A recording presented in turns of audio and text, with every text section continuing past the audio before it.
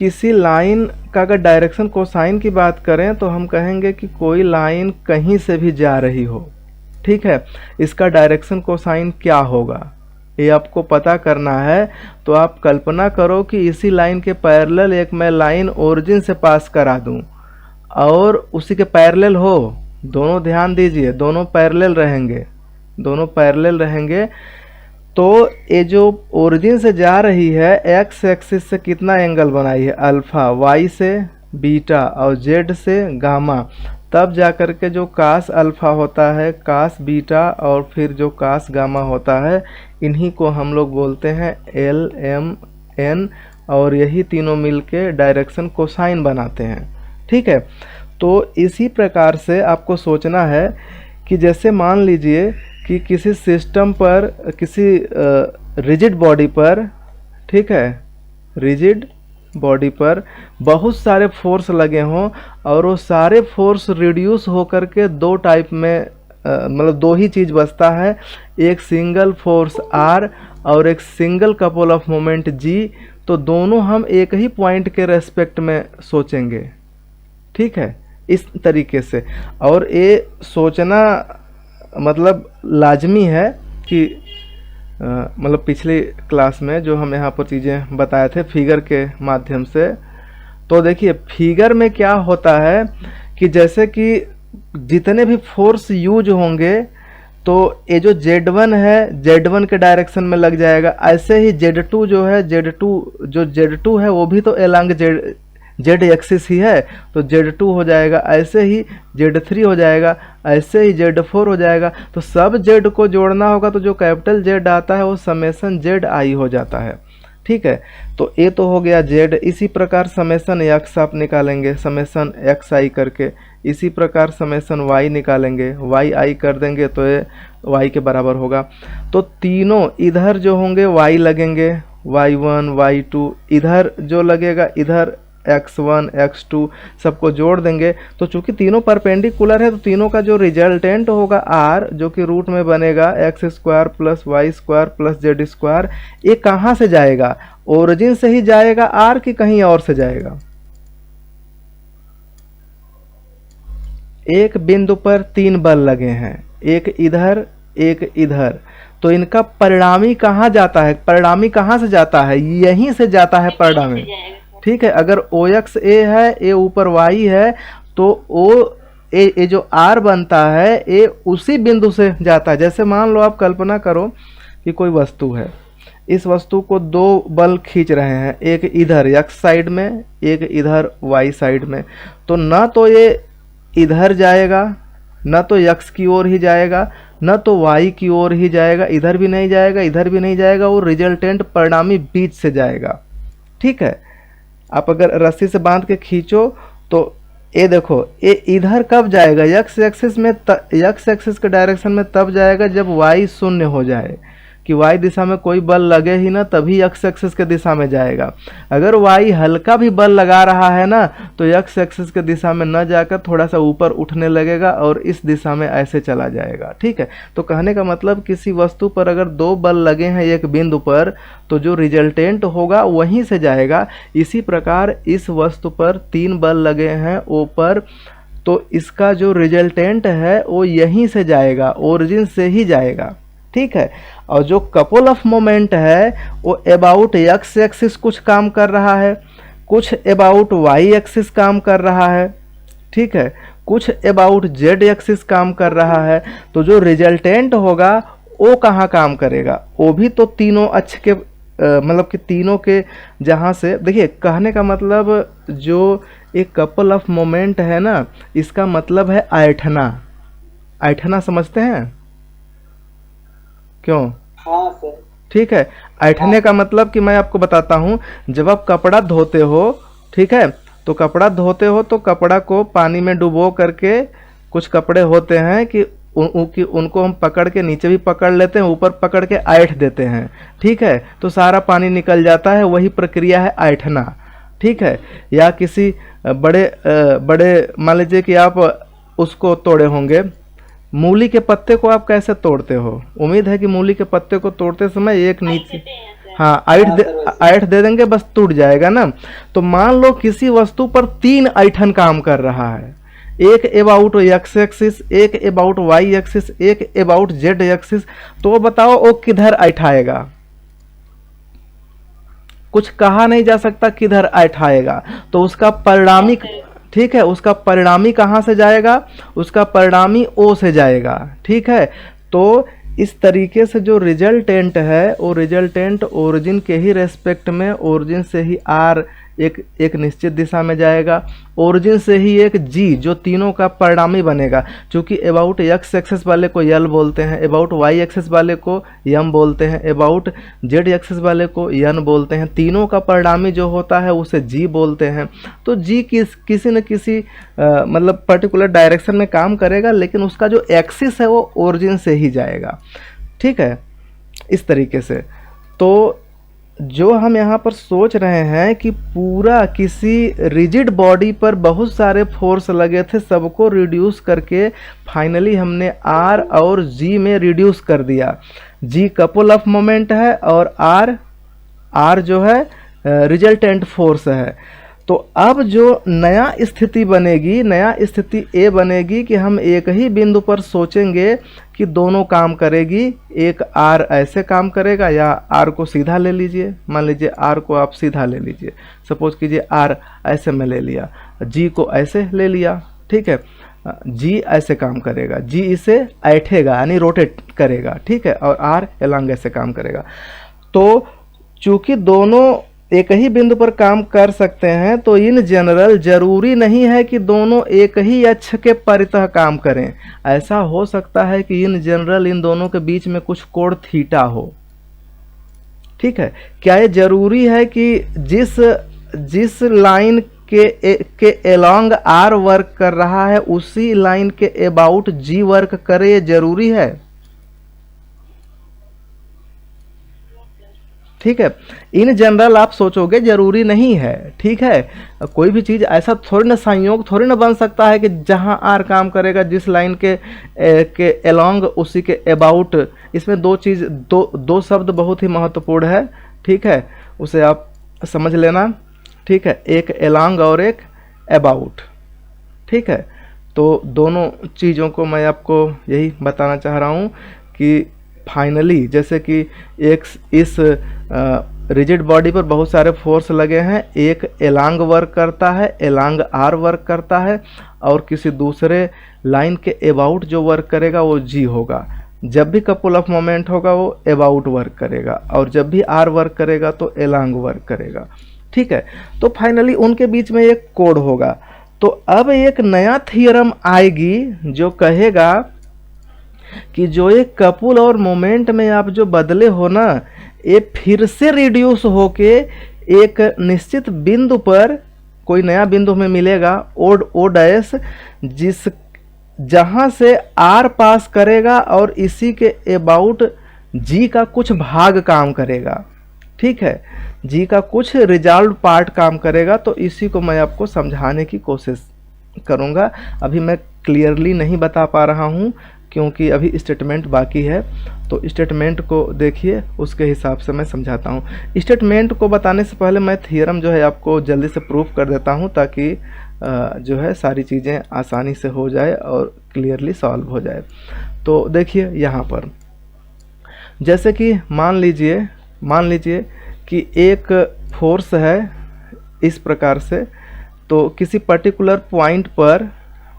Point पर एक निश्चित दिशा में सपोज कीजिए आर वर्क कर रहा है, और उससे एक पर्टिकुलर डायरेक्शन में यहाँ पर जी काम कर रहा है।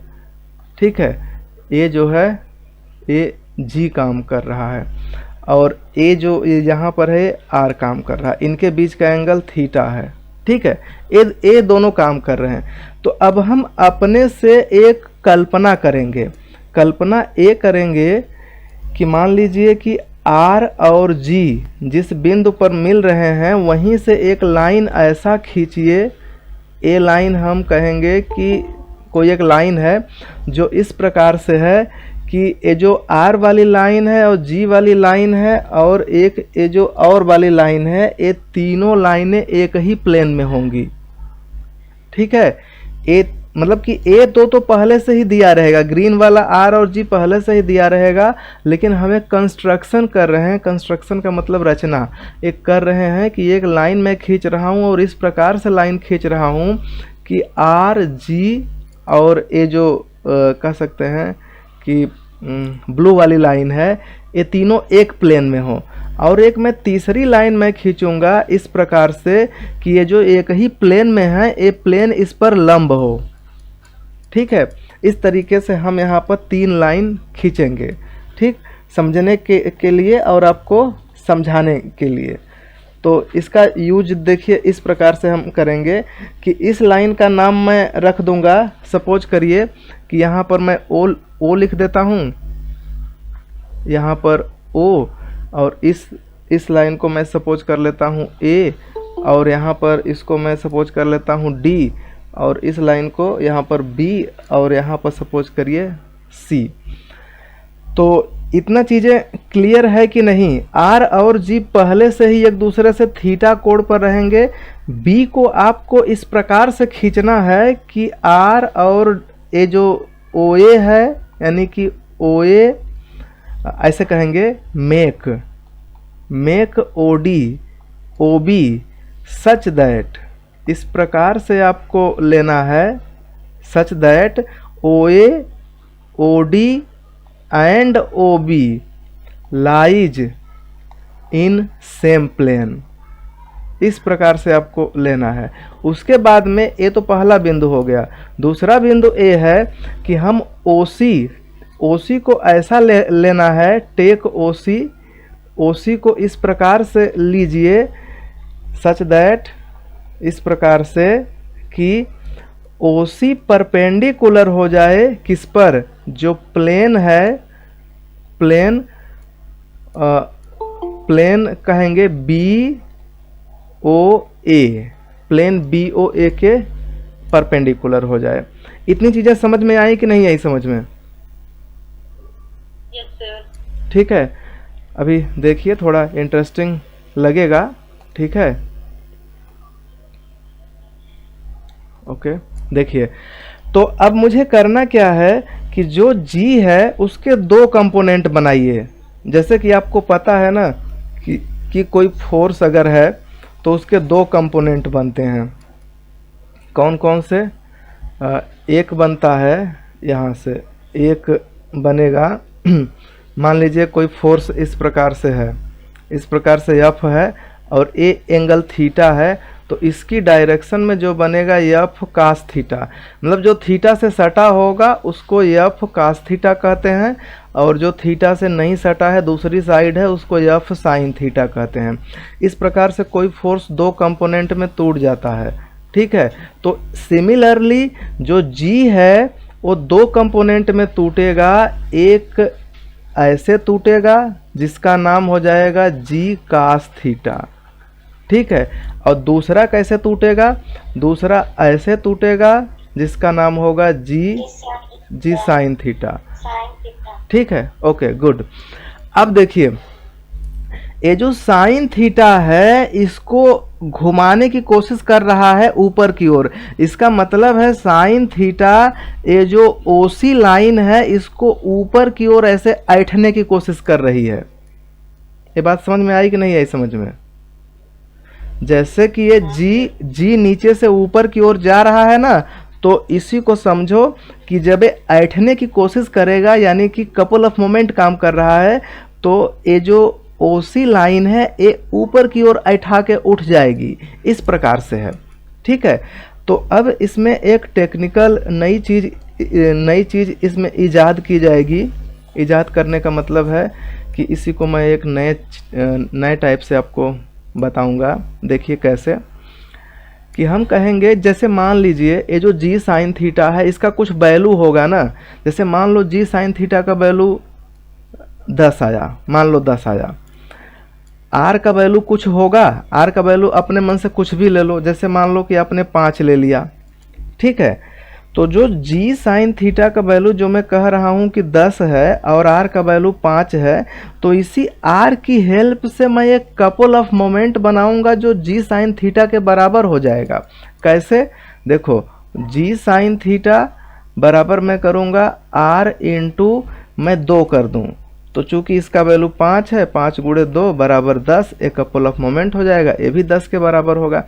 अच्छा, जैसे आप कहोगे नहीं सर ऐसा नहीं हो सकता है या ऐसा करने में मुझे प्रॉब्लम है, तो ये तो फिक्स है ना कि जैसे कि आप जब भी सोचोगे तो जी साइन थीटा का कुछ न कुछ न्यूमेरिकल वैल्यू आएगा।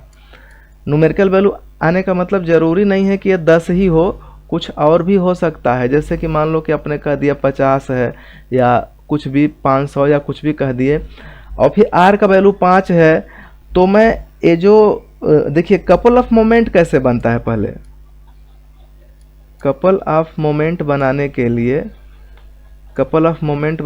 लिए हमें एक फोर्स चाहिए, एक मान लीजिए फोर्स और एक डिस्टेंस चाहिए। ये इस प्रकार से बनता है, एक फोर्स नीचे की ओर, मैं इस बोर्ड पर बता रहा हूँ इस तरीके से, ठीक है। एक सेकेंड रुके रहिए।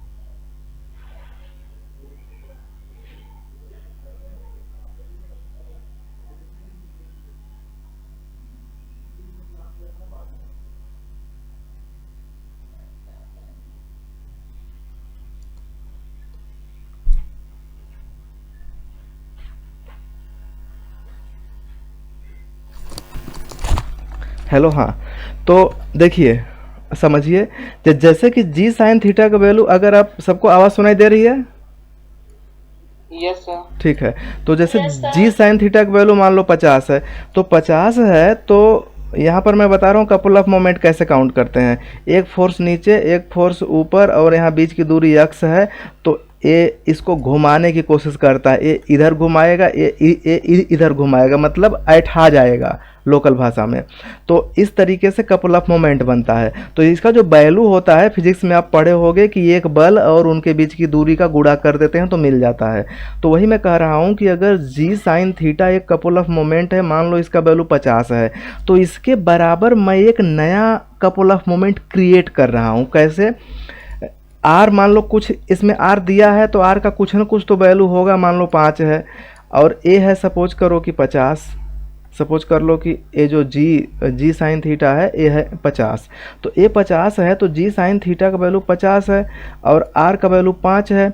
तो मैं यहाँ पर जो एक्स का वैल्यू है, इसे ऐसे, जैसे कि आर एक्स मुझे चाहिए, तो यहाँ पर आर चाहिए और एक्स। मैं आर क्यों ले रहा हूँ? क्योंकि यहाँ ऑलरेडी आर प्रेजेंट है, तो मैं इसीलिए आर ले रहा हूँ, क्योंकि उसका मुझे फ़ायदा लेना है आगे। तो आर एक्स होगा एक बल और एक दूरी, तो बल जो है आर ही ले रहा हूँ जो 5 है, और दूरी मैं क्या लूँ? दूरी मैं इस हिसाब से एडजस्ट करूँगा कि दोनों बराबर हो जाए। तो पक्का है कि मैं यहाँ पर जो दूरी का सूत्र है वो हम 10 ले लेंगे, जिसकी वजह से 50 आ जाएगा। ये बात समझ में आ रही है कि नहीं आ रही है कि जो एक नया कपल ऑफ मोमेंट है, इसको मैं दूसरे तरीके से डिजाइन करना चाहता हूँ। क्लियर है इतना? हेलो, यस सर, मतलब कि जो एक्स है सर उसको अपने हिसाब से एडजस्ट करना है। हाँ, जी कास थीटा देखिए इसको ऐठ रहा है ना ऊपर की ओर, तो ये जो ओसी लाइन है ये ऊपर की ओर ऐठाएगी। तो मैं देखिए एक नया चीज़ क्रिएट कर रहा हूँ, ध्यान से सुनना। एक मैं यहाँ नीचे बना दिया एक आर, और इससे कुछ दूरी पर ध्यान से देखना, कुछ दूरी पर मैं एक और आर मैं बना दूंगा, जो इसी के बराबर होगा। ऐसे सपोज करो कि यहाँ मैं एक और मैं आर बना दिया, ए आर और ए नीचे भी आर। तो ये जो नया वाला जो एक आर ऊपर बनाया, एक आर नीचे बनाया, ए भी तो इसको ऊपर की ओर ऐठेगा या रोटेट करेगा? क्यों? ये ऊपर की ओर रोटेट करेगा। और ये जो जी साइन थीटा है ये भी रोटेट करेगा। तो मैं यहाँ पर ये बताना चाहता हूँ कि जी साइन थीटा के बराबर, जी साइन थीटा के बराबर इक्वल एक नया मैं कपल ऑफ मोमेंट बदल रहा हूँ जो इस प्रकार से है। देखो, जो इस प्रकार से है कि इसे मैं इस तरीके से कर दूँ, जो जी साइन थीटा है इसके बराबर मैं आर और इंटू ओ डैश, ए ओ है यहाँ पर, मान लीजिए ओ डैश, ओ डैश, ओ से ओ डैश दूरी पर एक नया आर ऊपर मैं खड़ा कर दे रहा हूँ और ओ पर ही एक नया आर नीचे की ओर मैं खड़ा कर दे रहा हूँ। तो एक कपल ऑफ मोमेंट जो मैं नया बनाया ये उतना ही इसका परिमाण या परिणाम या परिमाण जो भी कहिए, या रिजल्टेंट, सीधे इसका रिजल्टेंट उतना ही होगा या परिणामी इसका कपल ऑफ मोमेंट उतना ही होगा जितना जी कास थीटा। मतलब अब मैं जी कास थीटा के बराबर आर इंटू ओ डैश बना रहा हूँ और मैं इसको यहाँ से हटा दूंगा क्योंकि मैं इसके बराबर यहाँ पर नया शिफ्ट कर दिया। तो इसको अब मैं यहाँ से हटा दे रहा हूँ। ये बात समझ में आ रही है कि नहीं है? देखिए, जिसको नहीं समझ में आया हो वो ऐसे सोचे जैसे कि मान लो जी साइन थीटा का कुछ वैल्यू होगा ना, 10, 20, 50, 100 या कुछ भी। चूंकि जी एक नंबर है ना, जी कपल ऑफ मोमेंट कैलकुलेट करोगे तो एक नंबर आएगा, साइन थीटा भी नंबर आएगा, सबका गुणा करोगे तो एक नंबर ही आएगा। नंबर मान लो 500 है, सपोज कर लो आर का वैल्यू 20 है, तो मैं ये जो ओ डैश है उसी लाइन पर इतना दूर लूँगा, ठीक है, इतना दूर मैं लूँगा कि मुझे 50 बनाना है ना, तो मैं 25 कर दूंगा कि 25 मीटर की दूरी पर लूँगा। चूँकि आर का वैल्यू 20 है तो ये 20 25 में या 25 दूना 50, एक जीरो बढ़ा दीजिए, बराबर हो जाए। अगर आप कहोगे कि जी साइन थीटा का वैल्यू 500 नहीं 5000 है तो मैं ओ डैश को और बढ़ा दूंगा, 250 कर दूंगा। ठीक है, इस प्रकार से जी साइन थीटा के बराबर इक्वल एक नया कपल ऑफ मोमेंट क्रिएट करो आर की हेल्प से। और जी कास थीटा इसको इस दिशा में ऐंठना चाहता है कि ओसी ऊपर की ओर उठे, तो ये भी तो ऊपर की ओर उठा रहा है, ये नीचे की ओर दबा रहा है, तो ये ऊपर की ओर उठ जाएगा। समझ में आ रहा है कि नहीं आ रहा है? बताइए। yes, क्लियर है ना? तो इस तरीके से हमने क्या काम किया, हमने जी साइन थीटा को हमने यहाँ से हटा ही दिया। जी साइन थीटा अब यहाँ नहीं रहा क्योंकि उसके बराबर हमने एक नए कपल ऑफ मोमेंट से उसको इक्वेट कर दिया। ठीक है, इक्वेट कर दिया और इस प्रकार से इक्वेट किया कि जो जी साइन थीटा का जो वैल्यू है वो आर इंटू ओ डैश के बराबर है। और ओ डैश इस प्रकार से आपको चूज करना है कि ये ओ से एक पर्टिकुलर फिक्स डिस्टेंस पर हो ताकि ये दोनों वैल्यू बराबर हो जाए। ठीक है, इतना हम चीज़ों को यहाँ पर कर सकते हैं। तो अब OB के डायरेक्शन में कोई कपल ऑफ मोमेंट नहीं रहा। अब ध्यान से सुनो, अब क्या हम किए, अब किए क्या कि चूंकि R नीचे की ओर काम कर रहा है, ध्यान से देखो, R नीचे की ओर और R ऊपर की ओर, अब R एक दूसरे को क्या करेगा, न्यूट्रलाइज कर देगा। तो न्यूट्रलाइज कर देगा तो R हो गया खत्म, R हो गया एक खत्म, ऊपर वाला भी R खत्म हो गया और इधर से नीचे वाला भी R को हम कर देंगे खत्म, क्योंकि एक दूसरे की वजह से ये सीधे सीधे न्यूट्रलाइज हो गया। तो अब बचा क्या, अब बचा सिर्फ OA के अबाउट कपल ऑफ मोमेंट। तो कपल ऑफ मोमेंट जो होता है पैरेलल लाइन को मैं शिफ्ट कर सकता हूँ। ठीक है, जैसे कि मान लो आप कल्पना करो इस प्रकार से, जब आप कपड़े को ऐंठते हो तो आप कल्पना करो कि वो पतले पतले धागे जैसा अगर रहे, तो अगर आप इसको ऐंठोगे तो सारी चीज़ें ऐंठाएंगी, मतलब पैरेलल लाइन के अबाउट मैं कपल ऑफ मोमेंट को शिफ्ट कर सकता हूँ। ठीक है, तो ये जो जी कास थीटा यहाँ पर है इसको उठा करके मैं इसके अबाउट ऐसे लगा दिया, जी कास थीटा। ठीक है सॉरी, क्योंकि जो कपल ऑफ मोमेंट है पैरेलल लाइन के अबाउट हम उसे शिफ्ट कर सकते हैं, ट्रांसफ़र कर सकते हैं। ठीक है, इस तरीके से यहाँ पर चीज़ें हो गई। तो फाइनली ये जो जी था, ये जो शुरू में जी था, ध्यान से देखिए, शुरू में जो ये जी था ये तो दो भागों में कट गया था पहले ही। एक ओ ए के अबाउट ऐसे हो गया था, एक ओ बी के अबाउट, तो ओ बी वाले को तो मैं यहाँ शिफ्ट किया, और जो ओ ए के अबाउट जो यहाँ पर जी कास थीटा था उसको मैं यहाँ शिफ्ट कर दिया। तो फाइनली सारे जो कपल ऑफ मोमेंट हैं वो सब के सब ख़त्म हो गए, बस बचा कौन? ये जी भी पहले का ही ख़त्म हो चुका है क्योंकि ये दो भागों में बट गया। ठीक है, तो फाइनली अब इस सिस्टम पर एक ही फोर्स काम कर रहा है आर, एक फिक्स बिंदु पर, और उसी के अबाउट जी कास थीटा काम कर रहा है। ठीक है, तो इसी सिस्टम को एक थियरम नाम से देते हैं, और वो थियरम ये कहती है, थ्योरम में ये कहा जाता है कि किसी बॉडी पर, रिजिड बॉडी पर बहुत सारे फोर्स लगे हों तो पहला काम होता है कि हम सारे फोर्स को एक पर्टिकुलर फोर्स आर और एक कपल ऑफ मोमेंट जी में उसको बदल देते हैं। अब दूसरे स्टेप में जब जाता है तो ये थ्योरम थोड़ा और बदल जाता है, कहता है एक नया बिंदु मिलेगा ओ डैश, ठीक है, जहाँ पर कि आर तो आर ही रहेगा, लेकिन जो जी है इसका एक कंपोनेंट जो ये थीटा है, जी कास थीटा ऐसा रिड्यूस होगा कि ये इसी के अलोंग काम करेगा। ठीक है, तो ये जो मैं बताया अभी मैं आपको अब थ्योरम में दिखा रहा हूँ, तो फिर चीज़ें आपको क्लियर हो जाएंगी 100%। ठीक है, देखो यहाँ से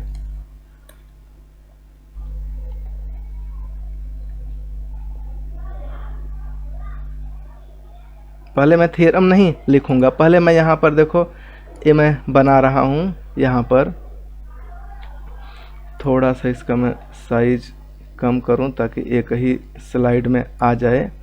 देखिए ये जो यहाँ पर सिस्टम है, अब मैं पढ़ रहा हूँ, ध्यान से सुनना। देखो कह रहा है let a system of force acting on a rigid body be reduce to a single force R acting at O along O A.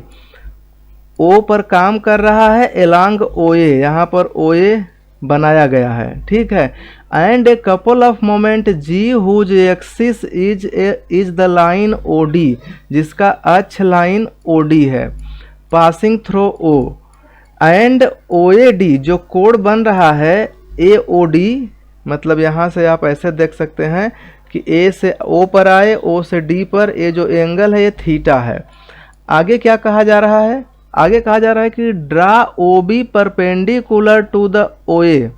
ध्यान दीजिए, मैंने ये चीज़ साथ बताना भूल गया था, मैं बस बता रहा था कि ये तीनों एक प्लेन में है, कि आपको ओ बी ऐसा खींचना है, ये ओ बी ऐसा खींचना है कि ओ ए के परपेंडिकुलर हो, और साथ साथ सो दैट इस प्रकार हो कि O A O B O D lies in one plane, एक प्लेन में लाई करे। मतलब कि कहते हैं को प्लेनर शब्द यूज करते हैं कि ओ ए और ओ बी और ओ डी तीनों एक ही प्लेन में है।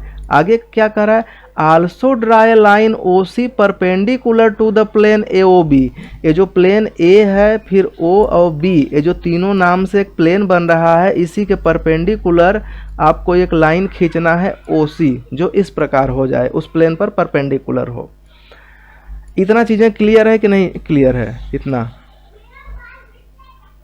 यस सर, क्लियर है। ओके, अब देखो, अब जो ये जी कास थीटा जो ये जी था, इसको दो भाग में रिड्यूस किया। एक इधर तो जी कास थीटा बना दिया, एक इधर जी साइन थीटा, और बीच वाला रिड्यूस कर दिया तो बीच वाले को हटा दिया।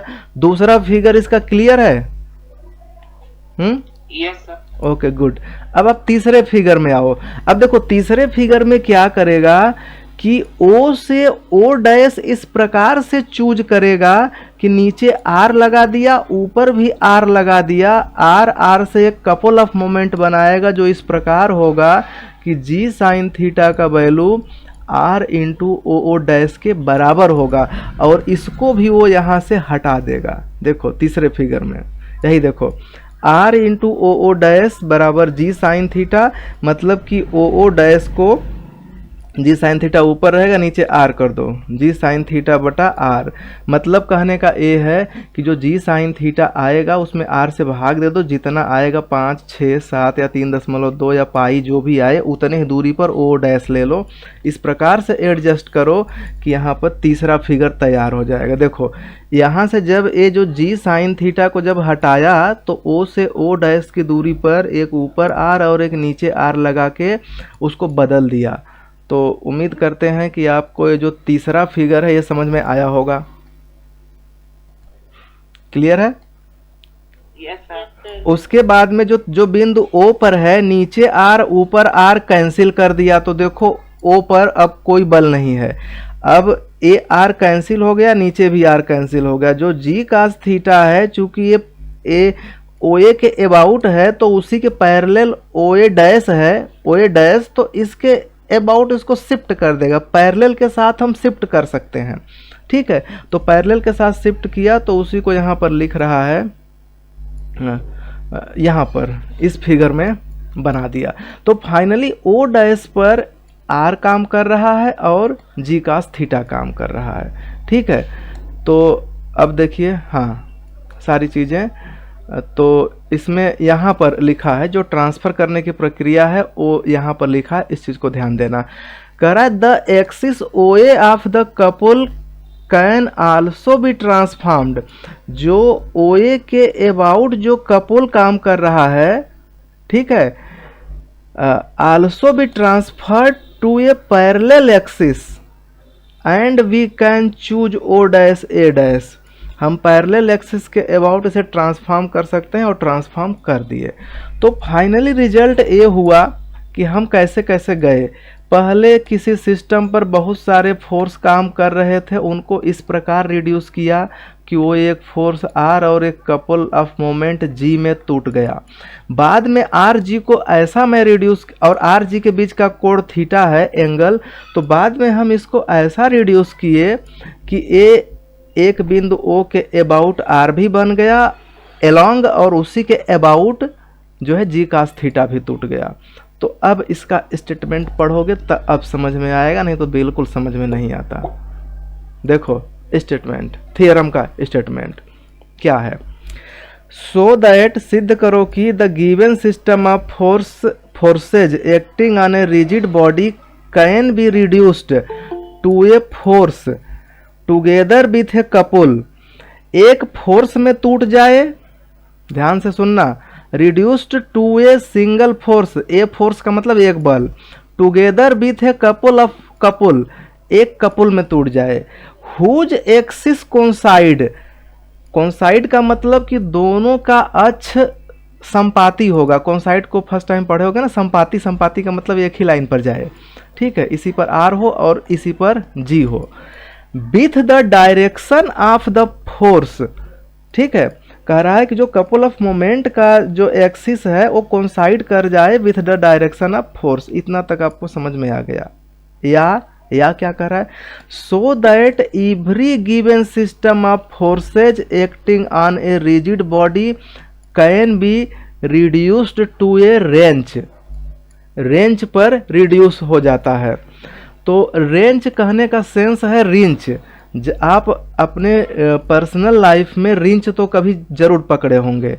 रिंच क्या काम करता है, किसी नट बोल्ट को खोल देता है। मान लो किसी मशीन में ऐसे सपोज करो कि एक नट ऐसे लगा हुआ है और आपको इसको कसना है, ऐसे इसकी चूड़ी होती है, ठीक है। इसमें आप रिंच लगा करके जब घुमाओगे ना तो इसमें दो बल काम करते हैं। एक फोर्स इसे अंदर की ओर कसने के लिए ले जाता है, दूसरा फोर्स इसे ऐसे ऐंठता है। तो इसी सिस्टम को रिंच बोलते हैं, और रिंच को यहाँ पर रेंच बोला है, WRENCH। समझ में आया कि नहीं आया समझ में? आ गया। ठीक है, तो यही थियरम डेफिनीशन भी है रेंच की, ठीक है। आगे हम चीज़ों को पढ़ेंगे, तो उम्मीद है कि आपको ये थियरम समझ में आई होगी और इंटरेस्टिंग है। और देखो ईयर में भी पूछा है, ऑब्जेक्टिव है तो कुछ चीज़ें इसमें से पूछ सकता है, उस चीज़ पर अपना ध्यान देना, क्या चीज़ पूछेगा क्या नहीं पूछेगा।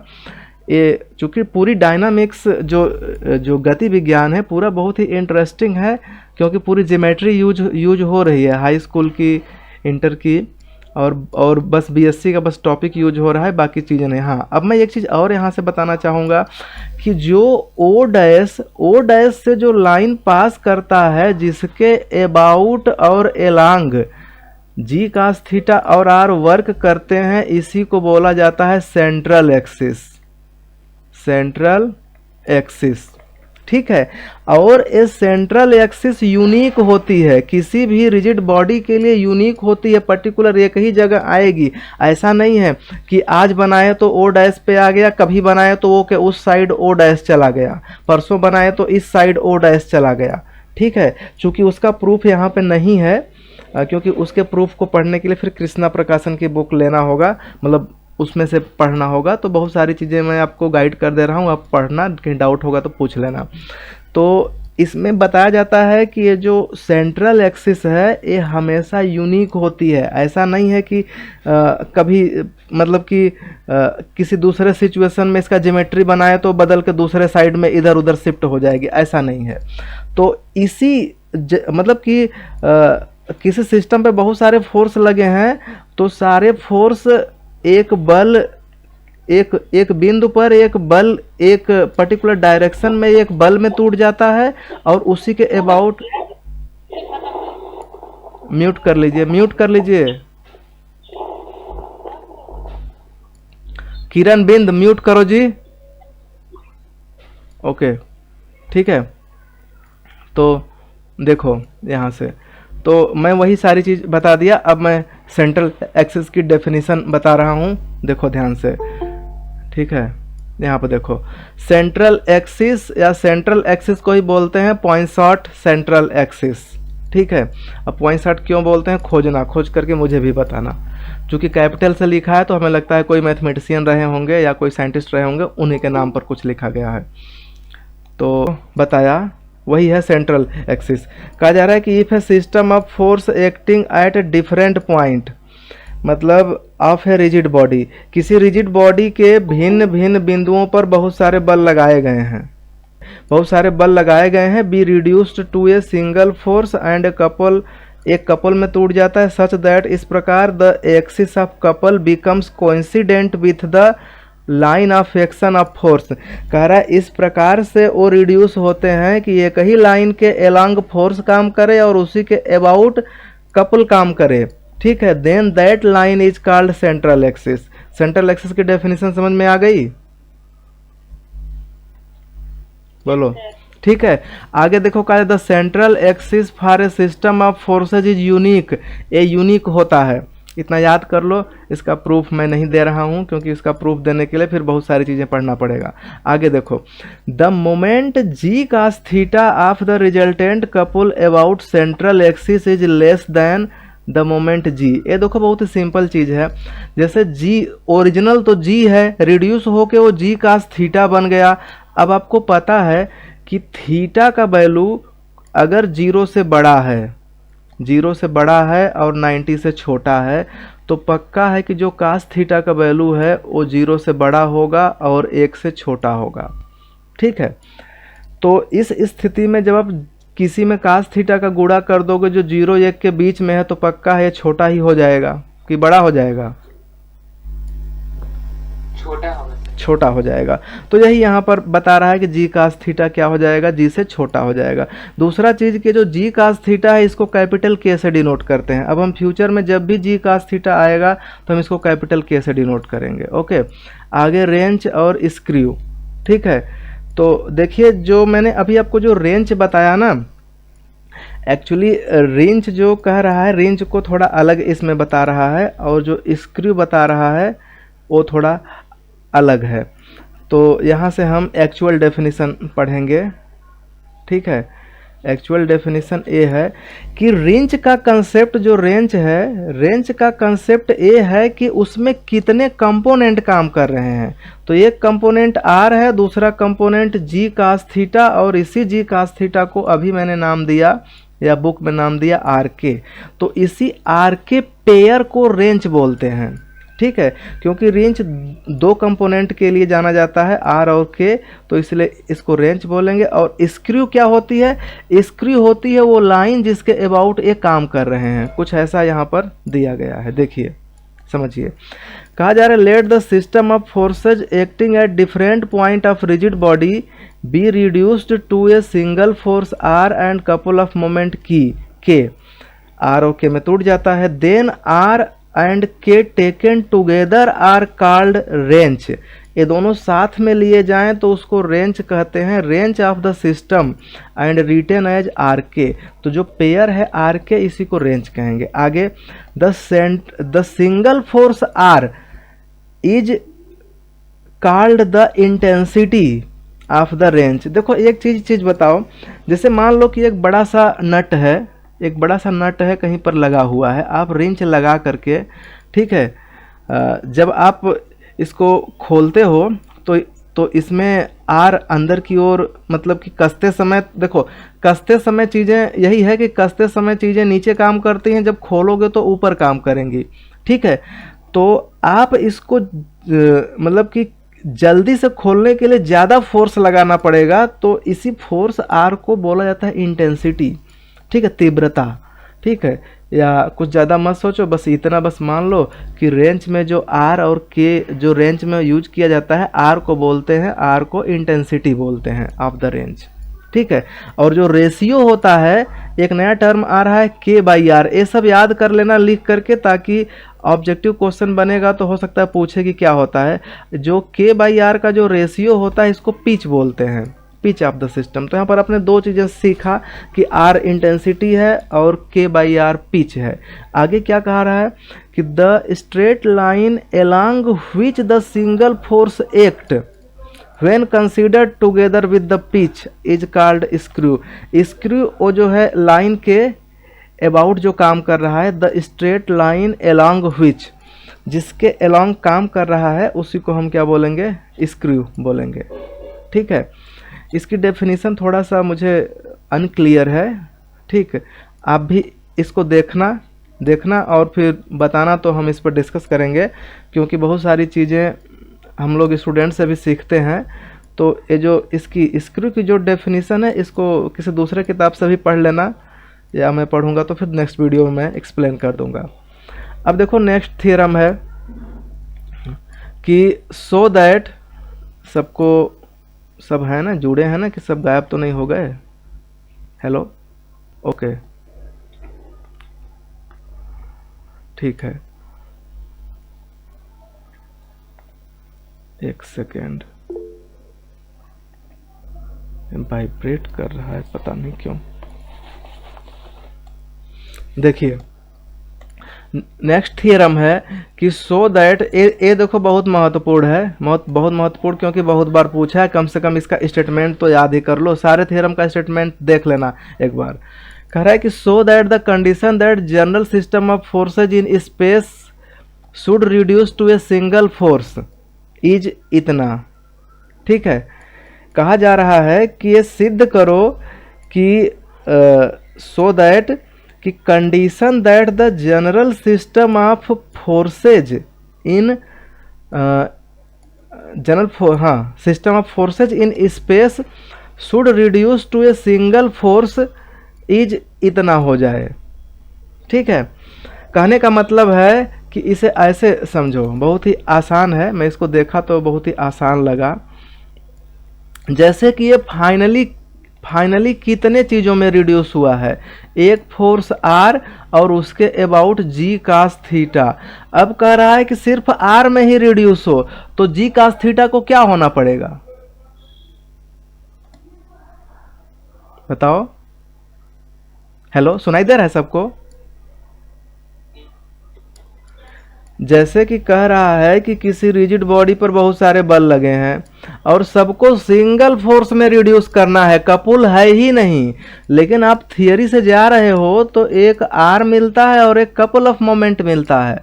और थियरम में कह रहा है कि आप वो कंडीशन बताओ जब कि सिंगल आर ही हो या जी कास थीटा हो ही ना, तो जी कास थीटा हो ही ना, तो जी कास थीटा को हम क्या मान लेंगे? करना पड़ेगा। जीरो करना पड़ेगा। तो जीरो कर देने से देखो एक फ़ायदा होगा, जैसे कि अभी आपने कहा था, कल के वीडियो में एक्सप्लेन किए थे, ठीक है, बहुत ही सिंपल था कंसेप्ट, कि जो जिस एक्सिस के अबाउट, ठीक है, ऐसे था, जिस एक्सिस के अबाउट आर वर्क कर रहा था, इसका जो डायरेक्शन कोसाइन है, डायरेक्शन कोसाइन वो आ रहा था X by R, Y by R और जेड बाई आर। इतना क्लियर है। और जो जिस एक्सिस के अबाउट कपल ऑफ मोमेंट काम कर रहा था, इसका डायरेक्शन रेशियो आया था L by G, M by G और N बाई जी। ये चीज़ समझ में आ रहा है कि नहीं आ रहा है?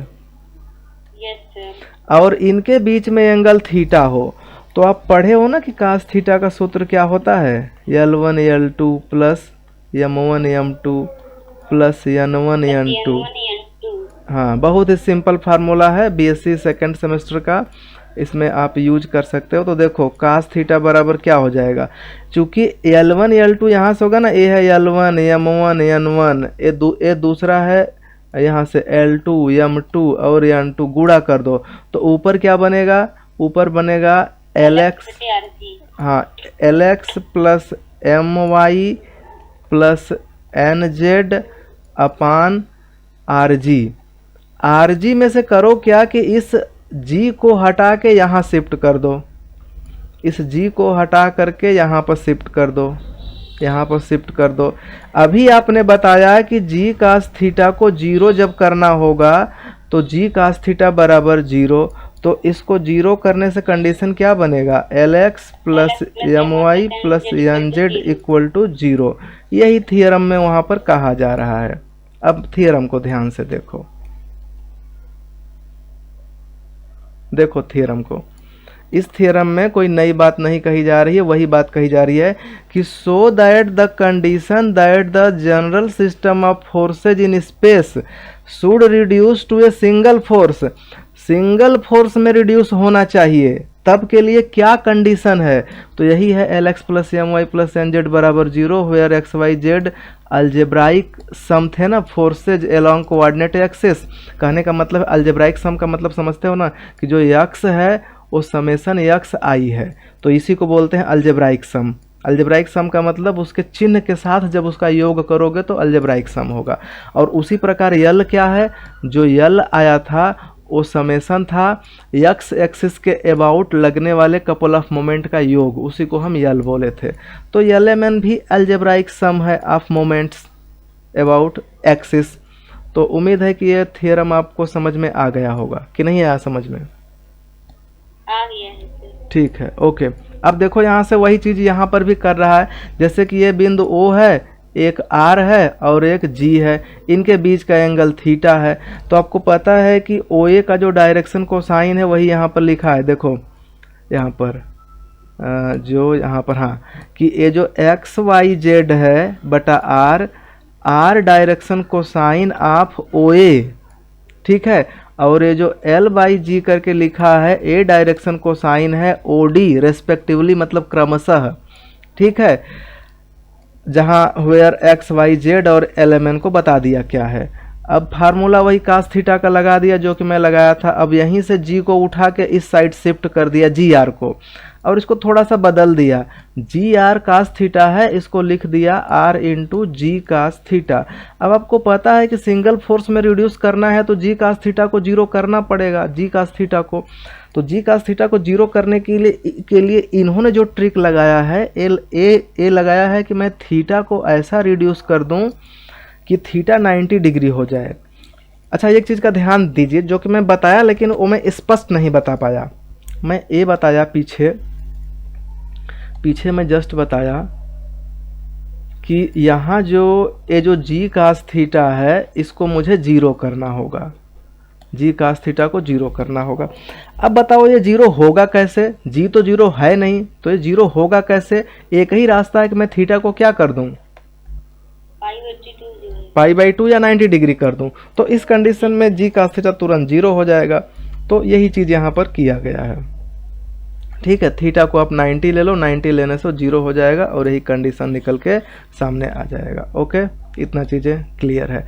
अब देखो दूसरा एक थ्योरम है जिसमें कहा जाता है कि जो थ्योरम 2 है वो कहता है इनवेरिएंट पर है। इनवेरिएंट पर है का मतलब वो कभी नहीं बदलता। कह रहा है whatever origin and axes, origin axes चाहे आप जहाँ बना लो, ठीक है, चूजन चाहे जहाँ चूज कर लो, लेकिन जो क्वांटिटी है X square Y square Z square मतलब आर स्क्वायर, या यूं कहो इनडायरेक्टली अगर इसको रूट ले लो तो आर, ठीक है। इसको हम बाद में बताएंगे कि ऐसा क्यों लेंगे, पहले ये आप सुनो कि ओरिजिन और एक्सेस आप चाहे जहाँ चूज कर लो, व्हाट एवर का मतलब, ठीक है, चाहे जहाँ चूज कर लो, इसका मतलब वही है।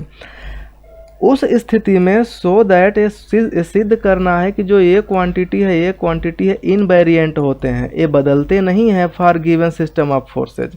ऐसा नहीं है कि ओरिजिन कहीं और बदल दो, कहीं पर एक्सेस कहीं और शिफ्ट कर दो, तो उस कंडीशन में पहली बार 15 आया था तो दूसरी बार 16 आ जाएगा या तीसरी बार 32 आ जाएगा, ठीक है, ऐसा कभी नहीं होगा, ये इनवेरिएंट होते हैं। तो इसी को यहाँ पर सिद्ध किया जा रहा है, ठीक है।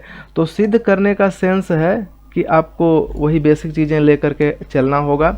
देखिए जैसे कि डायरेक्शन कोसाइन तो ए है किसका, जो आर का है, और जो जी का है वो यहाँ पर दिया हुआ है, और थीटा उनके बीच काम करता है, तो ये फार्मूला भी होता है, जी कास थीटा यहाँ पर आ भी जाता है, ठीक है। इतना चीज़ें क्लियर है। अब देखो कह रहा है कि since the central axis of system is unique, जब सेंट्रल एक्सिस यूनिक है, सेंट्रल एक्सिस यूनिक होने का मतलब हम अब फिर से पीछे चल रहे हैं और यहाँ पर आपको दिखा रहे हैं, यहाँ पर कि सेंट्रल एक्सिस जो वो डैश से जा रहा है ये यूनिक है। जब ये यूनिक है तो इसके अबाउट करने वाले जो वर्क फोर्स हैं, या ये जो जी कास थीटा है, इसको क्या बोलते हैं, इसको के बोलते हैं, इसको आर बोलते हैं। आर और के इस यूनिक लाइन के अबाउट यूनिक होते हैं, ये नहीं बदलेंगे। जब ये लाइन यूनिक होगी तो आर और के भी यानी जी कास थीटा यूनिक होंगे। ये बात समझ में आ रहा है कि नहीं आ रहा है? देखो अगर आर और जी कास थीटा को आप कम अधिक करोगे ना, जैसे कि मैंने बताया कि ये ओ डैश कैसे आता है, बताओ। ओ डैश इस प्रकार से आता है कि इसके अबाउट काम करता है जी साइन थीटा, और जी साइन थीटा को यहीं देखो रिप्लेस किए हैं किससे, यहाँ देखो ऊपर लिखा भी होगा कि जी साइन थीटा को रिप्लेस कर रहे हो आर ओ डैश। तो जी साइन थीटा जब फिक्स है ना तो ओ डैश फिक्स दूरी पर ही मिलेगा। ऐसा नहीं है कि आज नापोगे तो ओ से ओ डैश के बीच की दूरी 5 मीटर है, कल नाप दिए तो ओ से लेके 15 हो जाएगा, परसों नाप दिए तो 20 हो जाएगा, ऐसा नहीं है। तो ओ डैश जब फिक्स है तो इसके अबाउट आर और जी भी फिक्स हो जाएंगे, ठीक है। तो इसलिए यहाँ से सारी चीज़ें मतलब जैसे वहाँ से फिक्स हो रही हैं तो वैसे सारी चीज़ें जी कास थीटा, और जी कास थीटा तो दूसरे ओ ए के अबाउट था, उसको तो हम लोग parallel axis O dash A dash के अबाउट ट्रांसफ़र किए हैं, ठीक है। तो इसलिए आर और ए कभी नहीं बदलते, ये इनवेरिएंट रहते हैं हमेशा। और रीजन है कि सेंट्रल एक्सिस यूनिक है। जब जगह यूनिक होगा तो उस पर लगने वाले बल और उस पर कपल दोनों भी यूनिक होंगे, इस चीज़ को दिमाग में रख लीजिए। तो इस तरीके से यहाँ पर जो चीज़ें बन रही हैं यही मैं बता रहा हूँ कि if the theta is angle between the sine theta, एक सेकेंड मैं यहाँ कहाँ बता रहा था, ये तो बता चुका हूँ कि नहीं बताया हूँ, हाँ यहीं पर, ठीक है।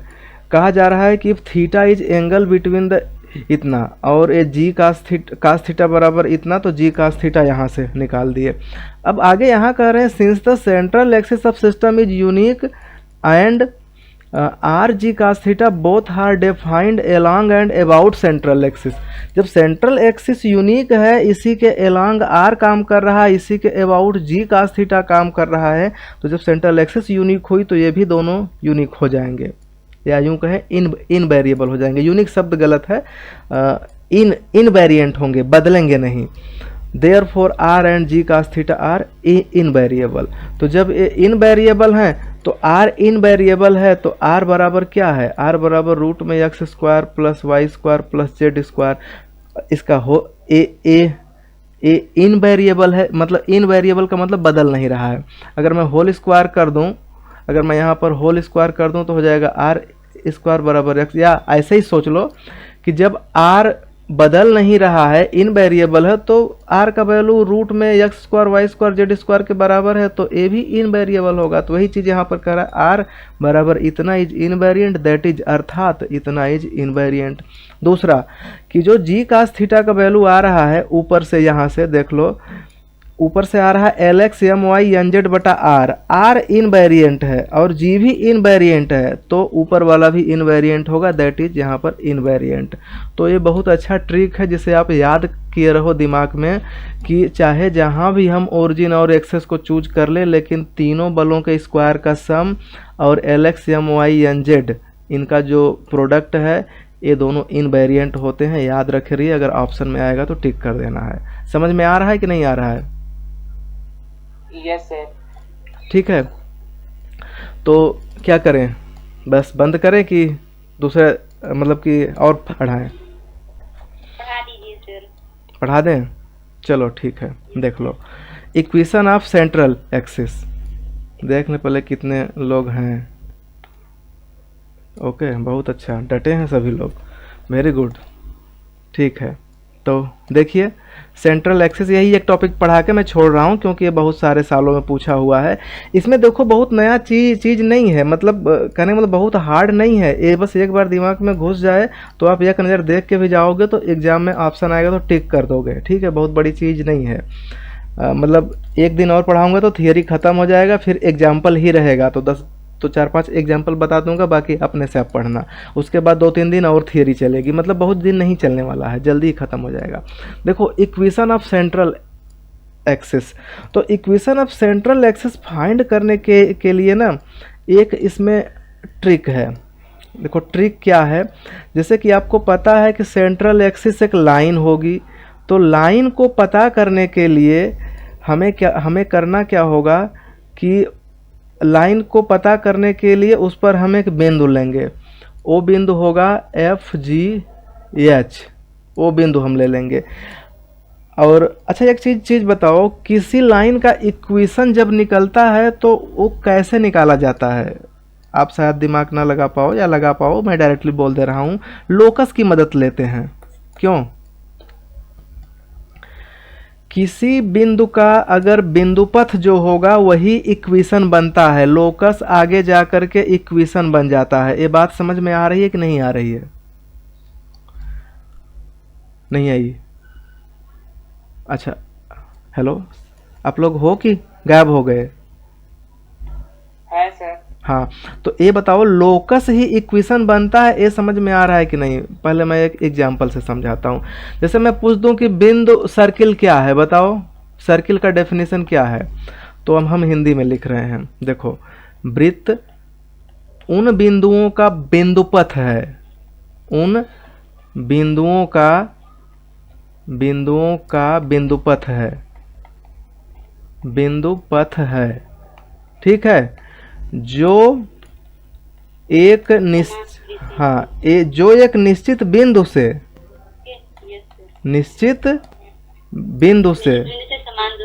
हाँ समान दूरी पर चलते हैं। बंद कर लो, म्यूट कर लो। निश्चित बिंदु जिसे केंद्र कहते हैं,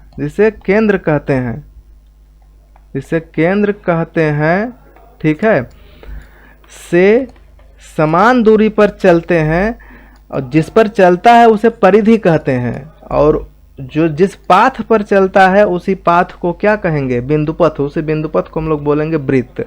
ठीक है, मैं जल्दी से बता दे रहा हूँ, बाकी आप समझदार हो ही।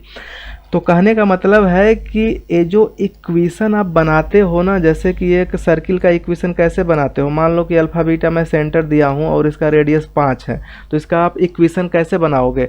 इस पर एक बिंदु को पकड़ करके उसको एक निश्चित शर्त में बांधोगे।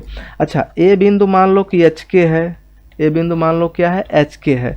तो ये बिंदु एच के चाहे यहाँ रहे, चाहे यहाँ रहे, चाहे यहाँ रहे, चाहे यहाँ रहे, हर स्थिति में सबकी दूरी सेंटर से क्या होगी? 5 ही होगी, सेम होगी। तो हम कहेंगे कि जो दूरी है सेंटर से, तो h माइनस अल्फ़ा का स्क्वायर प्लस बीटा माइनस के माइनस बीटा का स्क्वायर, बराबर 5। अब आप होल स्क्वायर कर दोगे तो हो जाएगा h माइनस अल्फ़ा का स्क्वायर प्लस के माइनस बीटा का स्क्वायर, ठीक है, और बराबर हो जाएगा 5 का स्क्वायर। अब यही h के जो पॉइंट है इसके परिधि पर चाहे जहाँ रहेगा इसी शर्त में आ पाएगा और कोई शर्त में नहीं आ पाएगा। तो कहने का मतलब है हम बिंदुओं को एक निश्चित शर्त में बांध दिए और वही बिंदु घूमेगा उसी शर्त के अनुसार, तो अपने पथ को चुन लेगा। जैसे आपको मैं कहूँ कि जैसे आपको नहीं, आप तो बहुत मतलब आपके लिए थोड़ा सा बेइज्जती वाला समझ में आ जाएगा। मैं गाय ले लेता हूँ, गाय को फील्ड में ले जा कर के बांध दीजिए तो जितनी मीटर रस्सी रहेगी वो पक्का है घूमेगी, स्थिर रहने वाला वो प्राणी नहीं है, घूम करके पूरा घास खा जाएगी, कुछ दिन में वहाँ पर एकदम चिकना हो जाएगा, ठीक है। तो ऑटोमेटिक स्वतः वहाँ पर वृत्त बन जाएगा। तो उसके पैरों से जो निशान बन रहे हैं वो पथ हैं, बिंदु पथ। तो कहने का मतलब मैं सीधे निचोड़ पर आता हूँ कि आपको इक्वेशन जहाँ भी फाइंड करना होगा लोकस ही लेना होगा और कोई दूसरा रास्ता नहीं है। ये बात समझ में आई? Yes sir. ठीक है, अब इसका यूज करो यहाँ पर। तो देखिए बहुत ही सिंपल है, थोड़ा सा बड़ा है ये लेकिन सिंपल है, इसे समझने की कोशिश करना। जैसे मान लो हमें इक्वेशन किसकी फाइंड करनी है, सेंट्रल एक्सिस की। एक मुझे यहाँ पर और ट्रिक यूज करना है, उसे भी आप समझ लो।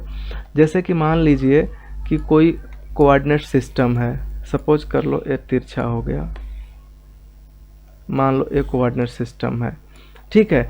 यहाँ पर मैं कह रहा हूँ कि ओरिजिन है और यहाँ पर मान लो मैं कहूँ कि x1 और y1 कोई बिंदु है। तो ये तो पक्का है कि यहाँ से यहाँ तक की दूरी और यहाँ तक की दूरी जब आप नापोगे तो ये दूरी x1 आएगी और ये दूरी आएगा y1। इतनी बात समझ में आ रही है? अगर मैं ओरिजिन को शिफ्ट कर दूँ,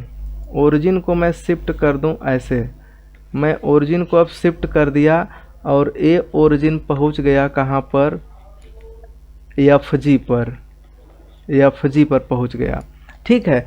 तो एफ जी पर पहुंच गया तो ए दूरी एफ रही होगी और ए दूरी जी रही होगी। इतनी बात समझ में आ रहा है कि नहीं आ रहा है?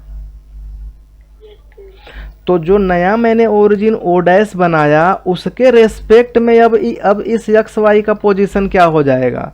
तो देखो शुरू से ले करके पूरा इतना x1 है और इतना f निकल गया, तो जो इतना जो बच रहा है ये क्या होगा, x1 माइनस f। इसी प्रकार ये जो दूरी ऊपर की है, ये दूरी, इतनी दूरी तो g निकल गई, इतनी दूरी g निकल गई, तो ऊपर की दूरी क्या हुई, y1 माइनस g। तो जो इसका नया जो लोकेशन है नए ओरिजिन के रेस्पेक्ट में, वो क्या बन जाएगा, x1 minus f y1 minus जी। इसी प्रकार मान लो z होता तो z1 minus F G H. समझे कि नहीं समझे? ठीक है। तो इस चीज़ का हम बाकायदा यूज करेंगे। क्यों यूज करेंगे? क्योंकि अभी जस्ट आप लोगों ने देखा कि हम जो सेंट्रल एक्सिस निकाल रहे थे वो सेंट्रल एक्सिस मेन ओरिजिन से आगे ओ डैश पर से ऐसे गुजर रही थी। तो अब हम सारी चीज़ें ओ डैश के रेस्पेक्ट में करेंगे। अब ओ से सब कुछ को शिफ्ट कर देंगे। तो मान लो कि ओ डैश का लोकेशन क्या है, एफ जी एच। तो इस स्थिति में बिंदु जो यहाँ पर रहा होगा x1, y1 और z1, इसकी नई पोजीशन क्या बन जाएगी, x1 minus F, y1 minus G और फिर z1 माइनस एच। समझे कि नहीं समझे? ठीक है।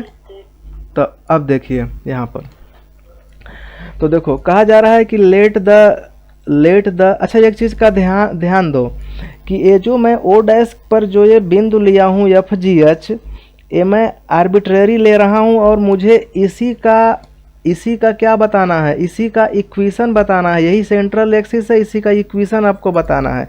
तो हमने आर्बिट्रेरी एक point H F G H ले लिया।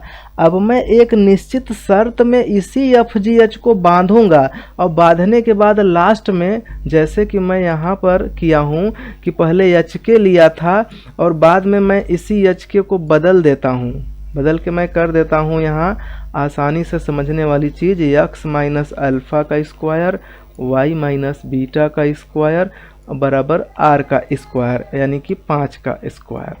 ठीक है, तो h को x में बदल देते हैं, y को y में बदल देते हैं। इसी प्रक्रिया को बोलते हैं टेकिंग लोकस। ये बात समझ में आ रही है कि नहीं आ रही है? ठीक है, तो इसी प्रकार से आपको करना है कि लास्ट में देखो, यहाँ पर मैं आपको दिखा देता हूँ, उसके बाद मैं इसको दौड़ा दूंगा, एकदम बाकायदा समझ में आ जाएगा। कोई इसी ओ डैश को क्या माना, एफ जी एच।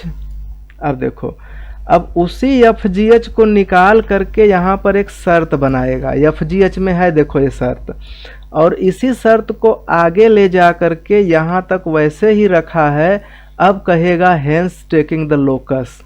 अब इसी g को x y में बदल दिया, h को z में बदल दिया, h को z में बदल दिया, f को x में बदल दिया, बाकी सारी चीज़ें बदल दिया और एक थोड़ा सा ब्रैकेटिंग कर दिया, और यही क्या बन गया, इक्वेशन ऑफ सेंट्रल एक्सिस। तो पूरा जो मतलब था वो समझ में आ रहा है, लेकिन थोड़ा बीच की प्रोसेसिंग आपको मैं भी नहीं बताया हूँ, अभी बता रहा हूँ, देखो ध्यान से। देखो, आपको पता है कि जो रिजिड बॉडी है, रिजिड बॉडी पर बहुत सारे फोर्स काम कर रहे हैं, F1 काम कर रहा है, F2 काम कर रहा है, ऐसे बहुत सारे बिंदु, बहुत सारे बल काम कर रहे हैं, और सबका कंपोनेंट है। जैसे F1 का x1 y1 z1 दिया है और F2 का x2 y2 z2 दिया है। उसी प्रकार एक कहाँ काम कर रहे हैं, F1 बिंदु P1 पर काम कर रहा है, P1 पर कौन कौन सा बिंदु है, x1 y1 z1, P2 पर x2 y2 z2, इस प्रकार से। तो then the given system of forces is equivalent to R and G, ऐसा आप पढ़ चुके हैं, जहाँ पर x का वैल्यू समेसन एक्स आई, देखो इसमें जो लिखता है ना, समेसन y1 लिखा है, समेसन x1 लिखा है, तो ये अंडरस्टूड है, इसे आप i भी लिख सकते हो और आप 1 भी करके लिख सकते हो, ये गलत नहीं लिखा है। ठीक है, क्योंकि इसमें फिक्स नहीं है ना कितने बिंदु हैं, तो एक्स आई लिखना थोड़ा इसके लिए ठीक नहीं है, इसलिए ये मिस प्रिंटिंग नहीं है, ये मत समझना कि मिस प्रिंटिंग है, ये सही लिखा गया है। मैंने आपको समझाने के लिए आई यूज किया था। ठीक है, इसको लेकर के घबराना नहीं। तो एक्स वाई जेड निकाल लिया, इसी प्रकार एल एम एन जैसा कि ऊपर निकाला गया है, ओ डैश यहाँ पर लिया। अब इसमें जो ट्रिकी बात है वो समझना क्या है। At O dash R remains invariant, पिछले थ्योरम में हम पढ़े हैं, आपने पढ़ा है क्या क्या इनवेरिएंट होता है, बताओ। एक आर इनवेरिएंट होता है, आर को इनवेरिएंट होने से X square plus Y square plus Z square invariant हो जाता है। दूसरा L X M Y plus M Y plus N Z, ये दोनों चीज़ें इनवेरिएंट होती हैं। यही दोनों की और कुछ थ्योरम में लिखा था, यही था सर, यही दोनों। तो इसके अतिरिक्त और कुछ होता तो थ्योरम में लिखता ना कि ये भी इनवेरिएंट होता है, तो कहने का मतलब, और नहीं लिखा तो बाकी सब जो है इनवेरिएंट नहीं होता है। ठीक है, तो कहने का मतलब है कि ये जो प्रोडक्ट है ये इनवेरिएंट है, लेकिन सेपरेटली देखेंगे तो सेपरेटली इनवेरिएंट नहीं होगा, मतलब कि एल एम एन इनवेरिएंट नहीं होगा। ठीक है, आर रिमेन्स इनवेरिएंट, ठीक है, ठीक है, लेकिन हम अगर कोई पूछ दे कि एल क्या होगा, तो एल इनवेरिएंट होगा। ठीक है, क्योंकि थ्योरम में जो कहा है वही इनवेरिएंट है, बाकी सब इनवेरिएंट नहीं है। तो एल जब इनवेरिएंट होगा तो एल तो जब शुरुआत में जी बना था तो उस कंडीशन में एल था, यहाँ पर देखो एल जब जी बना था तब था, लेकिन बाद में जब वो रिड्यूस होकर के जी कास थीटा हो गया तब एल बदल जाएगा, और एल जब बदलेगा तो उस स्थिति में ये बदल करके एल डैश हो जाएगा, एम डैश हो जाएगा और एन डैश हो जाएगा। ये बात समझ में आई। Yes, sir. In order to find new line L dash M dash N dash, नई लाइन के रेस्पेक्ट में L dash M dash N dash मुझे पता करना है। आप इतना, ये पुराना वाला है नया वाला है, पुराने वाले का नया वाला फाइंड करने के क्रम में of the component of G about a line through O dash, O dash से जो लाइन पास कर रही है, शुरू में ओ था, बाद में यहाँ से ओ डैश कुछ दूरी पर था, तो अब हम ओ डैश के रेस्पेक्ट में सारी चीज़ें निकाल रहे हैं। और साथ में ये पता है कि एक्स स्क्वायर वाई स्क्वायर और जेड स्क्वायर इनवेरिएंट है, तो इसको नहीं बदलेंगे, जो बदलने के लिए है वही बदलेंगे, तो ये बदल जाएगा। तो इस स्थिति में जब आप ओ डैश का कोऑर्डिनेट मान ले रहे हो एफ जी एच, तो उस स्थिति में जो x1 y1 z1 है वो बदल के x minus F y minus G और z माइनस एच हो जाएगा। ये मैं समझाया था, समझ में आया था? हाँ सर। ठीक है, रेस्पेक्टिवली। तो अब इस स्थिति में करना क्या है कि जो यल का जो आप सूत्र पढ़े हो ऊपर ना, ध्यान से देखो, यल का जो आप सूत्र पढ़े हो, यल का सूत्र जो पढ़े हो, ये यल का फार्मूला यहाँ पर दिया है, वही चीज़ यल डैश में लिखा है, बस एक जगह चेंज किया गया है। कहाँ चेंज किया गया है? यक्स जो y1 है, y1 अब बदल करके y1 माइनस, चूँकि हम एफ जी एच यूज कर रहे हैं तो y1 माइनस जी हो चुका है, तो यहाँ y1 माइनस जी यूज कर देगा। अब z के जगह पर z1 माइनस एच हो चुका है, तो उसको एच बदल देगा। इतनी बात समझ में आई कि नहीं आई समझ में? Yes sir. ठीक है, अगर नहीं आई हो तो आप बोल सकते हैं नो सर, कोई प्रॉब्लम नहीं है। अगर मुझे इस बार नहीं आएगा तो मैं पढ़ के दूसरी क्लास में बता दूंगा, ठीक है, उसका टेंशन नहीं लेना है, लेकिन आप अपने तरीके से आश्वस्त रहो। तो यल डैश निकालना है नया वाला, तो हमने यहाँ पर कोऑर्डिनेट को बदल दिया, उसी प्रकार यम का भी बदल देंगे। तो देखो इसमें खास बात क्या होगा, इसमें खास बात ये होगा ना कि जब इसे आप बदलोगे तो इसका कैलकुलेशन देखो, ये वाई जेड में गुणा होगा तो यहाँ आएगा, ए जेड में गुणा होगा यहाँ आएगा, और जो जी है जेड में गुणा होकर सिंपल हो जाएगा, और एच जेड में ऐसे हो जाएगा। अब फर्क यह है कि जब आप समेसन लगाओगे ना, तो समेसन के केस में ये जो वाई जेड के साथ जो यहाँ पर माइनस जेड वाई है, ये दोनों पुराना वाला ही है, तो ये दोनों एक साथ समेसन होके यहाँ पर यल बना लेंगे। लेकिन जब आप इस समेसन को इस जी पे जब लगाओगे तो जी चूँकि कॉमन है बाहर हो जाएगा और समेसन z1 हो जाएगा, और इस समेसन z1 को z बोलते हैं, तो माइनस जी जेड नीचे आएगा। देखो इसी प्रकार से बाहर माइनस अंदर माइनस को प्लस बना के जब एच वाई करेगा, तो जब आप समेसन लगाओगे तो एच प्लस एच बाहर होगा, समेसन y1 होगा, ए रिड्यूस होके एच के साथ y बना देगा, तो इस प्रकार से रिड्यूस हो जाएगा। बात समझ में आई? हेलो, क्लियर है या डाउट है? ठीक है, कैलकुलेशन है, बस कैलकुलेशन को बस समझो आप। अब देखो इसी प्रकार यम डैश में करो, देखो यल डैश में यल से कुछ चीज़ें घट रही हैं।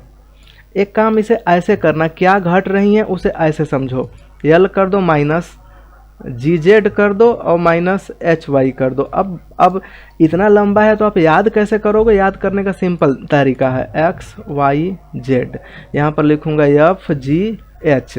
जब आप यल निकालोगे, ऊपर यल है, फिर यम है और फिर एन है, ठीक है। एक आप सारणी बना लो, सारणिक, जिसे आप डिटर्मिनेंट बोलते हो, या मैट्रिक्स बना लो, मैट्रिक्स को मैट्रिक्स ही बोलते हैं। अच्छा, मैट्रिक्स का हिंदी क्या होगा? आव्यूह होगा। एक आव्यूह बना लो, ठीक है। अब इस आव्यूह में ये जो आप यल डैश निकालना ना, तो यल डैश निकालना तो यल को छोड़ करके यल को कट कर देना, यल को कट करके जो बनेगा इसी यल में से घटा दो, कौन सा? ये दोनों गुणा करके घटा दो, एच वाई माइनस जी जेड। इस प्रकार से मैंने कुछ उल्टा घटा दिया क्या? ओके, मैंने उल्टा घटा दिया। एक सेकेंड, आपको जो घटाना है, याद करना है, जो वो उल्टा है, मतलब कि आप नीचे से ऊपर याद कर लो कि मुझे इसमें नीचे से ऊपर याद करना है, ठीक है। तो पहले मुझे जी जेड लिखना है और फिर बाद में माइनस क्या करना है, या तो ऐसे करो ना, इसी क्रम को ही बदल दो, इस क्रम को बदल दो। पहले लिखो एफ जी एच और फिर उसके नीचे लिख दो एक्स वाई जेड।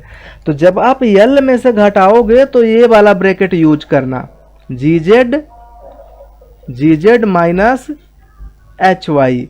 तो देखो यही चीज़ यहाँ पर आ रहा है, यहाँ जी जेड माइनस एच वाई। ये समझ में आ रहा है कि नहीं आ रहा है? ठीक है, याद करने का एक तरीका है, याद करने का बहुत ही सिंपल तरीका है। आप इसको लंबे समय तक याद कैसे करोगे? ये तो ट्रिक सही है कि यल डैश है तो यल घट रहा है, लेकिन ये घट कैसे रहा है? तो पहले एफ जी एच लिख दो, फिर यहाँ एक्स वाई जेड लिख दो, और यही माइनस करना है कौन सा? एफ जो पहला वाला है तो पहले को छोड़ देना, दूसरे वाले को यूज करना। कैसे? जी जेड माइनस माइनस यहाँ पर एच के साथ वाई, एच के साथ वाई। ठीक है, इस तरीके से आप तीनों निकाल लो। तो तीनों जब निकाल लिए तो अब ध्यान दो कि चूंकि जो पुराना वाला है और जो नया वाला है दोनों का जो रेशियो होगा वो सेम होगा। रेशियो सेम होने के पीछे एक कारण है। जैसे कि एक चीज़ आप बताओ, जैसे कि मान लो कि जो नया बना है, ऐसे समझो, जो नया बना है मान लो कि यल डैश है। अब मैं पूरा डिटेल में बता रहा हूँ, ध्यान से सुनना, कि एल डैश है, एम डैश है और एन डैश है। तो इन तीनों की हेल्प से स्क्वायर कर दो, ये भी स्क्वायर कर दो, जोड़ दो, स्क्वायर कर दो। जो नया बनेगा मान लो जी डैश का होल स्क्वायर हो जाएगा। तो अब जी डैश से आप भाग दे दोगे ना, तो एल डैश बटा जी डैश, एम डैश बटा जी डैश और एन डैश बटा जी डैश। ये होगा डायरेक्शन कोसाइन ऑफ मतलब कि of line about along which couple of moment work कर रहा है। ठीक है, तो ये हो गया डायरेक्शन कोसाइन। दूसरा जो इसका है एक्स आर का जो डायरेक्शन कोसाइन है वो होता है जिस लाइन के अलोंग आर काम कर रहा है उसका डायरेक्शन कोसाइन क्या होता है? डायरेक्शन कोसाइन होगा, डायरेक्शन रेशियो नहीं, डायरेक्शन कोसाइन क्या होगा? एक्स बटा आर, वाई बटा आर और जेड बटा आर। अच्छा, अब आप बताओ, चूंकि एक ही लाइन पर आर काम कर रहा है और इसी लाइन के about a G cos theta work कर रहा है, तो दोनों स्थिति में दोनों का सेम लाइन है, तो हम कह सकते हैं कि दोनों पैरेलल है। Yes sir. जब दोनों पैरेलल है तो पैरेलल का एक फार्मूला पढ़े थे, L1 बटा L2 M1 बटा M2 बराबर N1 बटा N2। ये पढ़े थे कि नहीं पढ़े थे? Yes sir. तो उसी को यूज करो। तो इसी फार्मूले को जब आप यूज करोगे तो आएगा यहाँ से L dash by G dash, ध्यान से सुनना, और बटा एक्स बाई आर। दूसरे में ए जो होगा M dash by G dash, फिर Y बटा आर, और तीसरे में N dash by G dash C बटा जेड बटा आर। तो इस प्रक्रिया में एक चीज़ का ध्यान देना कि सब में जी आर आएगा। जैसे कि जी डैश आर पहले में भी आएगा, जी डैश आर दूसरे में भी आएगा, तीसरे वाले में भी जी डैश आर आएगा, जी डैश आर डैश। तो मैं इन सब को काट दूंगा। जैसे आप इसे ऐसे समझ सकते हो, देखो यहाँ से मैं यहाँ पर दिखा रहा हूँ। ठीक है, ऐसे समझो, एल डैश बटा जी डैश और इसके बटा करना है x बटा आर। तो आपको पता है ये बदल के क्या हो जाएगा? एल डैश बटा जी डैश x और ऊपर क्या हो जाएगा? आर। इसी प्रकार से दूसरा बनेगा m डैश आर बटा जी डैश वाई। इसी प्रकार तीसरा बनेगा n डैश आर बटा जी डैश जेड बनेगा, जी डैश जेड बनेगा। अब ऐसा करो कि सब में आर से भाग दे दो, तो आर से भाग दोगे तो आर कट जाएगा, सब में जी डैश से गुणा कर दो तो ये भी कट जाएगा। तो इस प्रकार से फाइनली बचेगा L dash by X, M dash by Y, N dash by Z, जो कि यहाँ पर बनाया है। बात समझ में आ रही कि नहीं आ रही है? Yes sir. ठीक है, यस सर। तो इतना जब चीज़ें क्लियर हो गई तो अब सारा चीज़ क्लियर है, बहुत ही सिंपल है। इसे देखो, क्लियर कर लो। देखो कैसे, यल डैश का वैल्यू ये ऊपर पड़ा हुआ है, यल डैश का वैल्यू यहाँ से उठा करके इसमें भर दो, इस पहले वाले में। यम डैश का वैल्यू भी उठा के M minus H X F Z यहाँ भर दो। और तीसरे में जो है n minus F Y G Z यहाँ भर दो। इस प्रकार से तीनों बन गए। ठीक है, अब जब तीनों बन गए तो एक फार्मूला है रेशियो का। देखो रेशियो का एक फार्मूला है, इसे ऐसे समझना, जैसे मान लो लिखा है 1/2 बराबर 2/4 लिखा है बराबर 3/6 लिखा है, तीनों बराबर है। तो आप ऐसा कर सकते हो ना कि पहले वाले में चाहे जिससे गुणा करो पहले वाले में, और दूसरे वाले में चाहे जिससे गुणा करो, तीसरे वाले में चाहे जिससे गुणा करो, गुणा करके जोड़ दोगे तो दोनों का रेशियो सेम आएगा। जैसे मान लो मैं पहले वाले में 5 से गुणा कर रहा हूँ, दूसरे वाले में 6 से गुणा करूँ और तीसरे वाले में 7 से गुणा करूँ तो देखो क्या आता है। 5 1 का 5 प्लस 6 दूना 12 प्लस 7 त्रिके 21। अब नीचे भी वही करना है, 5 दूना 10 प्लस 6 चौका 24 और फिर 7 छक्का 42। ऊपर देखो क्या आ रहा है, 2 1 3 5 2 3 5 3 8 और 2 1 3 38 आ रहा है। नीचे देखो 4 2 6, ठीक है, और 4 2 6 1 7, तो 38 दूना 76। 1/2 फिर से आया कि नहीं आया समझ में? Yes sir. ठीक है, तो इस पहले वाले में x से गुणा करो, ऊपर नीचे भी x से गुणा करो, तो नीचे x से गुणा करोगे तो x स्क्वायर हो जाएगा। अब दूसरे वाले में भी ऊपर y से गुणा करो, नीचे भी y से गुणा करो तो यहाँ y स्क्वायर हो जाएगा। तीसरे वाले में भी ऊपर z से गुणा करो, नीचे भी z से गुणा करो तो z स्क्वायर हो जाएगा। अब ऊपर जब x से गुणा करोगे तो देखो इसमें lx बनेगा, zx बनेगा और xy बनेगा। देखो lx zx xy, इसी प्रकार सब गुणा करके जोड़ दो। जब गुणा करके जोड़ोगे ना तो बहुत सारे टर्म कट जाएंगे। देखो जैसे hxy है, ठीक है, अब देखो कहाँ, यहाँ पर hxy है प्लस माइनस में, आप इसे मिटा करके फिर से देख लो, a माइनस है a प्लस कट गया, ठीक है, gzx माइनस है, यहाँ पर gzx प्लस है, fyz माइनस है fyz प्लस है, कट गया। ऊपर सिर्फ इतना बचा lx my nz बटा r स्क्वायर। आपको पता है कि इतने का वैल्यू क्या होता है? इतने का वैल्यू gr cos थीटा पहले पढ़ चुके हैं। क्यों पहले पढ़े हैं कि नहीं पढ़े हैं? नहीं पढ़े हो? यस।